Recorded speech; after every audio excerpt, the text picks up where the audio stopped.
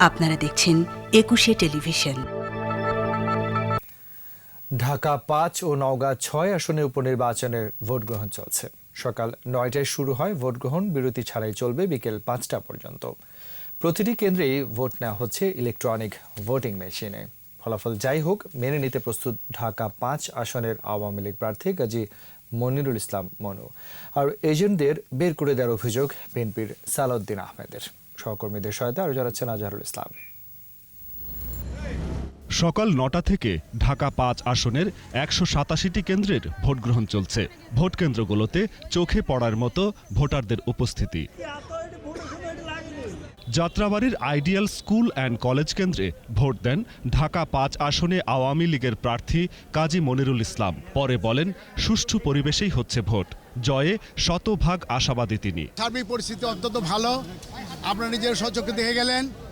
ইনশাল্লাহ ভোট হচ্ছে সুষ্ঠুভাবে এবং সম্পূর্ণ সুষ্ঠুভাবে হবে ইনশাল্লাহ। যদি কেউ মনের মধ্যে এরকম কোনো কিছু থাকে যে নির্বাচনটাকে বানচাল করার, আসলে তাদের সেই চিন্তা ভাবনাটা ভুল। এদিকে অধিকাংশ কেন্দ্র থেকে এজেন্টদের বের করে দেওয়ার অভিযোগ করেছেন বিএনপি প্রার্থী সালাউদ্দিন আহমেদ। একটা জিনিস স্পষ্ট হয়ে গেছে, আওয়ামী সন্ত্রাসীরা প্রত্যেকটা কেন্দ্র থেকে আমাদের পুলিং এজেন্টগুলোকে বের করে দিয়েছে। অন্যদিকে নওগাঁ ৬ আসনেও চলছে উপনির্বাচনের ভোট গ্রহণ। কেন্দ্রগুলোতে নারী ভোটারদের উপস্থিতি বেশি। ভোটের পরিবেশে সন্তুষ্ট ভোটাররা। ইভিএমে ভোট দিয়ে খুশি নবীন ভোটাররা।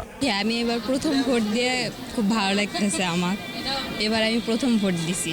এই প্রথম হচ্ছে কম্পিউটার মেশিনে ভোট দিলাম, সুষ্ঠু ভোট, আমার খুব ভালো লাগছে। এই আসনে নৌকা প্রতীকের প্রার্থী আনোয়ার হোসেন হেলাল, ধানের শীষের প্রার্থী শেখ রেজাউল ইসলাম রেজুর মধ্যেই প্রতিদ্বন্দ্বিতা হবে বলে মনে করছেন ভোটাররা। আজহারুল ইসলাম, ২১শে টেলিভিশন।